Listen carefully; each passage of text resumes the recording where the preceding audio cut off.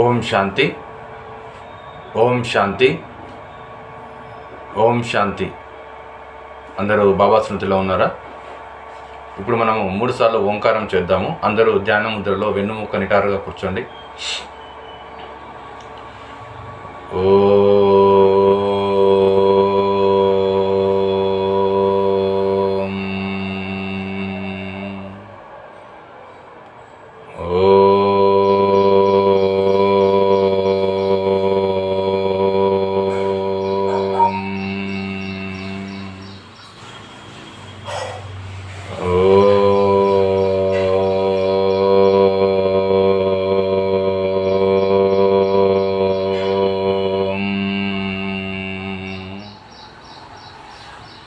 శాంతి శాంతి శాంతి.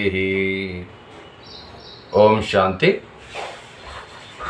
ఈరోజు శివబాబా చెప్పిన important points.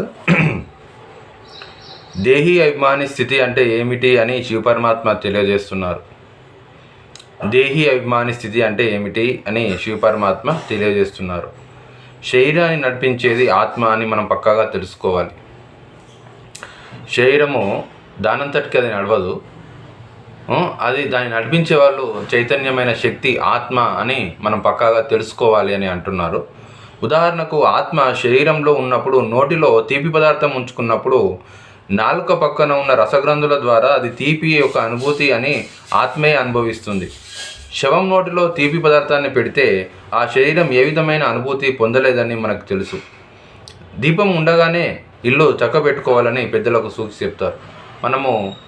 మనం ఉదాహరణకి మన నోట్లో తీపి పదార్థం పెట్టుకున్నామంటే అది నాలుకలో ఉన్న రసగ్రంథుల ద్వారా అది తీపి అని మనకు అనుభవం అవుతుంది. అది ఎవరు అనుభవం చేసుకుంటారో ఆత్మను అనుభవం చేసుకుంటుంది. మరి అదే మరి శివం లోపల ఒక మనము శివం దగ్గరికి పోయి అది మనం స్వీట్ పెట్టామంటే అది ఎటువంటి పదార్థాన్ని అది అనుభవం చేయలేదు. దీన్ని బట్టి ఆత్మనే అన్నీ మనం అనుభవం చేస్తుంది అని మనము అర్థం చేసుకోవాలి.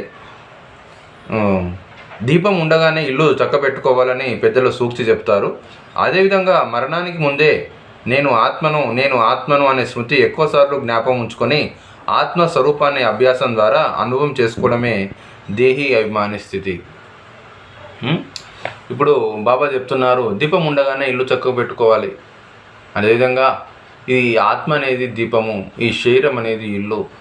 ఈ శరీరం అనే ఇల్లులో ఆత్మ దీపం ఉన్నప్పుడే మనలో ఉన్న పాత సంస్కారాలను మనము పరివర్తన చేసుకోవాలి. మనకున్న లెక్క ఖాతాను మనము తీర్చుకోవాలి. మరి మనకు అప్పులు ఏవైతే, వాస్తవానికి కూడా ఉదాహరణకు చెప్పాలంటే అప్పులు ఏవైతే ఉన్నాయో అవి పోయినాయి అనుకుంటే మనకు మనశ్శాంతి ఉంటుంది. అప్పులు ఉన్నాయంటే మనకు మనశ్శాంతి ఉండదు. లౌకికంలో కూడా డబ్బులు అప్పులు ఉన్నాయంటే. అదేవిధంగా మనలో ఉన్న కర్మల ఖాతా ఏదైతే ఉందో దాన్ని యోగం ద్వారా భస్మం చేసుకుంటే మనకు అన్ని విధాలా మనకు మన జీవితం అనేది శ్రేష్టంగా ఉంటుంది. మనకు సమస్యలన్నీ తొలగిపోతాయి అని బాబా చెప్తున్నారు. కాబట్టి మనం యోగం ద్వారా మనలో ఉన్న కర్మల ఖాతాను అంతా పూర్తి చేసుకోవాలి, అప్పు అంతా తీర్చుకోవాలి అని దాని యొక్క అర్థం. అచ్చా, ఓం శాంతి.